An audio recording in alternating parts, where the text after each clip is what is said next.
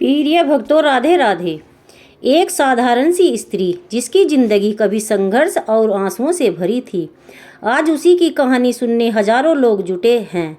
यह कोई साधारण स्त्री नहीं बल्कि अनिरुद्ध आचार्य जी की धर्म पत्नी है। मंच पर खड़ी हुई उन्होंने धीमी और भावुक आवाज में कहना शुरू किया, जीवन में सबसे बड़ा सुख यह नहीं है कि हमारे पास कितना धन है, बल्कि यह है कि हम अपने पति के साथ मिलकर कितनों के जीवन में रोशनी पहुंचा रहे हैं। मेरी शादी की कहानी भी साधारण नहीं है। बहुत कठिनाइयाँ थी, बहुत संघर्ष थे, लेकिन उन संघर्षों ने मुझे आज मजबूत बनाया है। भीड़ में बैठे लोग चुपचाप सुन रहे थे। उनकी आंखों से निकलते हर शब्द मानो सबके दिल में उतर रहे थे। उन्होंने आगे कहा, मेरी शादी का सफ़र आसान नहीं था। परिवार की जिम्मेदारियां, समाज के ताने और भविष्य की अनिश्चितता सब मेरे सामने दीवार की तरह खड़े थे। लेकिन मैंने तय किया कि अगर मेरा पति भगवान की सेवा में लगा है तो मेरा कर्तव्य है मैं उसका साथ दूं, चाहे हालात कैसे भी हो। उन्होंने अपने जीवन की शुरुआत दिनों का जिक्र करते हुए कहा, कभी कभी घर चलाना बहुत कठिन हो जाता है। पैसे की कमी थी, कई बार तो यह भी समझ नहीं आता था कि बच्चों को अगले दिन क्या खिलाएंगे। मगर आचार्य जी ने हमेशा यही कहा, भगवान पर भरोसा रखो, वो कभी खाली हाथ नहीं लौटाएंगे। और सच मानिए, हर बात भगवान ने कोई ना कोई रास्ता निकाल ही दिया। लोग उनकी सादगी सच्चाई के भावुक हो उठे।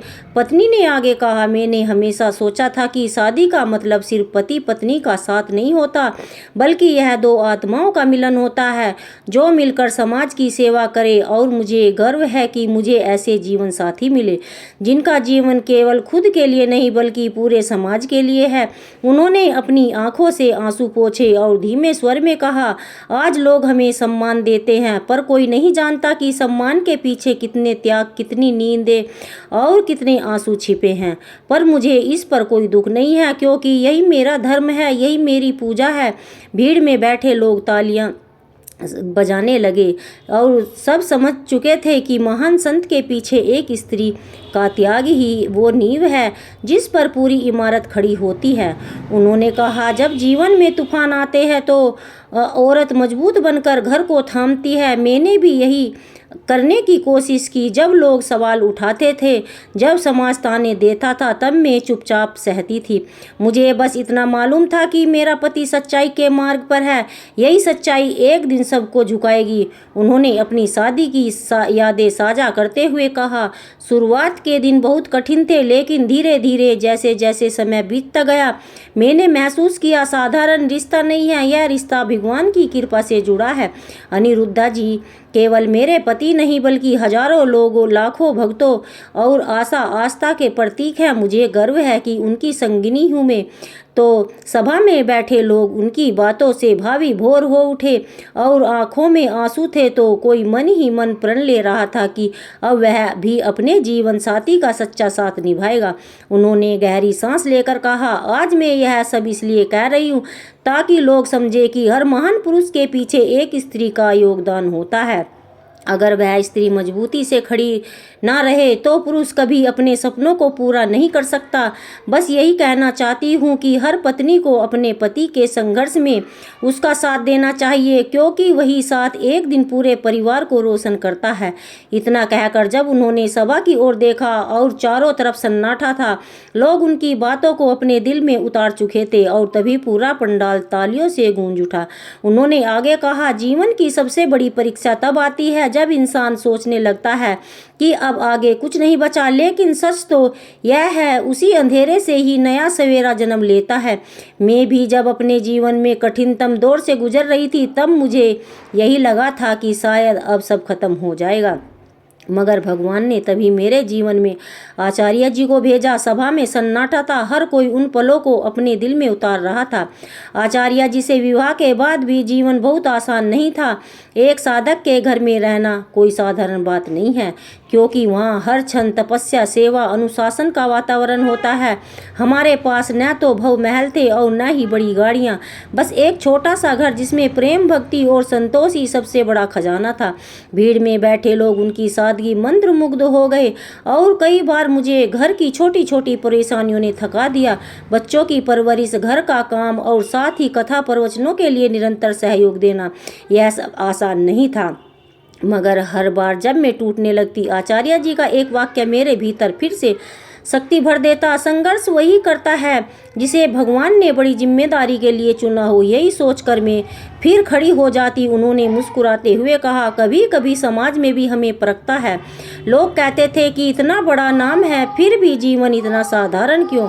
मगर मैं हर बार यही जवाब देती, सच्चाई और भक्ति का मार्ग हमेशा साधारण ही होता है और वही सब साधारण सुख देता है। उन्होंने अपनी भूमिका पर प्रकाश डालते हुए कहा, लोग अक्सर आचार्य जी को मंच पर देखते हैं, लेकिन मंच के पीछे भी एक दुनिया होती है जहाँ त्याग, धैर्य, सेवा की परीक्षा होती है। मेरा सौभाग्य है कि मुझे यह भूमिका निभाने का अवसर मिला। जब वे कथा के लिए निकलते तो घर को मंदिर मानकर चलती, जब वे थके लौट कर आते तो मनोबल बढ़ा मेरा कर्तव्य होता। जब कभी आलोचना के बाद वे विचलित होते तो मैं वह सहारा बनती जिस पर टिक करके फिर खड़े उठ हो जाते। उन्होंने कहा, कभी कभी मुझे लगता है कि एक स्त्री का त्याग कोई देख नहीं पाता, लेकिन सच्चा संतोष तब मिलता है जब उसका पति समाज की भलाई के लिए जीता है। यही मेरे लिए सबसे बड़ा कर्तव्य पुरस्कार है। मैंने बहुत बार चाहा कि उनके साथ हर कथा में जाऊं, हर मंच पर उनके पास बैठूं, मगर मैंने खुद से कहा, नहीं, मेरी जगह यही है। उन्होंने मुक्त होकर सेवा करनी है। मेरी तपस्या है कि घर की नींव को मजबूत करूं। उनकी आंखें भर आई और बच्चों की परवरिश सबसे बड़ी चुनौती थी। पिता हर समय कथा प्रवचन में व्यस्त रहते थे तो उनका मार्गदर्शन, अनुशासन घर पर ही मैं निभाती। कई बार बच्चे रोते, पापा हमारे साथ क्यों नहीं रहते? तब मैं उन्हें यही समझाती, तुम्हारे पापा सिर्फ हमारे नहीं बल्कि हजारों लाखों लोगों के पापा हैं। उनके लिए भी तो भगवान का संदेश लेकर जाते हैं। धीरे धीरे बच्चों ने भी इसे समझ लिया। वे गर्व से कहते हैं कि पापा सबका भला करने जाते हैं। उस दिन मुझे लगा मेरी तपस्या रंग ला रही है। उन्होंने गहरी सांस लेकर कहा, आज लोग हमसे पूछते हैं जीवन का असली सुख क्या है। मैं केवल एक ही जवाब देती हूँ, जहाँ त्याग है वहाँ सुख है, जहाँ सेवा है वहाँ शांति है, और जहाँ भक्ति है वही प्रेमानंद है। और हमारे पास बहुत दौलत नहीं, दिल की दौलत इतनी है कि हम हर पल संतुष्ट रहते हैं, और यही मेरे जीवन की सच्चाई है। सभा तालियों से गड़गड़ाहट से गूंज उठी। लोग केवल सुन नहीं रहे थे बल्कि हर शब्द को अपने जीवन का हिस्सा बना रहे थे। उन्होंने अंत में हाथ जोड़कर कहा कि मैं कोई विशेष स्त्री नहीं हूँ, बस एक साधारण पत्नी हूँ जिसने अपने पति के मार्ग को अपना जीवन बना लिया। अगर मेरी कहानी से किसी एक को भी त्याग या सेवा, भक्ति दीपक जल उठा तो यही मेरे जीवन का सबसे बड़ा पुरस्कार होगा। जैसे ही उनके शब्द समाप्त हुए, वातावरण भावनाओं से भीग गया। लोग समझ गए थे कि अनिरुद्ध आचार्य जी की सफलता के पीछे उनकी पत्नी का अदृश्य जीवन अटूट योगदान है। भीड़ धीरे धीरे शांत हो रही थी, लेकिन सभी के दिलों में उनकी बातें गूंज रही थी। इतने भावुक माहौल के बीच पत्नी ने फिर से अपनी धीमी और लेकिन दृढ़ आवाज में कहना शुरू किया, कभी कभी लोग सोचते हैं एक संत का परिवार सुखी सुविधाओं से भरा होता है, लेकिन सच यह है कि जीवन भक्ति को समर्पित होता है, सांसारिक सुख अपने पीछे छूट जाते हैं। मैंने अपने जीवन में यही देखा है, और कभी कभी भोजन के लिए भी सोचना पड़ता था, परंतु आश्चर्य की बात यह थी कि उस समय भी मन में कोई शिकायत नहीं थी, क्योंकि हमें विश्वास था कि यह सब भगवान की योजना है। जिस दिन खाली थाली थी उसी दिन कहीं से प्रसाद मिल जाता, और प्रसाद का स्वाद ऐसा लगता कि मानो स्वयं भगवान ने हमारे लिए भेजा हो। भीड़ में बैठे हुए लोग चौंक गए। इतने बड़े संत के घर भी कभी भूख की घड़ी आई होगी, यह किसी ने सोचा नहीं था, लेकिन उनकी सच्चाई ने सबको अंदर झकझोर कर दिया। उन्होंने आगे कहा कि एक बार की बात है, आचार्य जी बहुत बड़े आयोजन में कथा कहने गए थे। हजारों लोग मौजूद थे। मंच पर उनके भी मुख से ज्ञान की गंगा बह रही थी, लेकिन उसी समय घर में अकेले बच्चों के साथ थी और रसोई में सिर्फ आधा किलो आटा, थोड़ी सी दाल बची थी। मेरे मन में क्षण भर के लिए चिंता आई, बच्चों को कैसे संभालूंगी, मगर मैंने तय किया आंसुओं से पेट नहीं भरता, विश्वास से पेट भरता है। उसी समय अचानक हमारे पड़ोस से एक महिला आई, बोली, बहन आज मंदिर में प्रसाद आया है, तुम भी ले लो। जब मैंने यह प्रसाद बच्चों को खिलाया तो खुशी देखकर लगा कि भगवान खुद मेरे घर आए हैं। सारा पंडाल एकदम खामोश था। हर कोई उनसे त्याग धैर्य की शक्ति को महसूस कर रहा था। उन्होंने मुस्कुरा कर कहा, आज जब लोग मुझे आचार्य जी की पत्नी कहकर सम्मान देते हैं तो मुझे लगता है कि यह सम्मान सिर्फ मेरा नहीं, यह हर उस स्त्री का है जिसने अपने जीवन साथी के सपनों को अपना सपना बनाया, और यह हर उस माँ का है जिसने अपने बच्चों को अपने त्याग से संस्कार दिए। यह हर उस स्त्री का और पत्नी का है जिसने पति को संघर्षों को अपनी तपस्या बना लिया।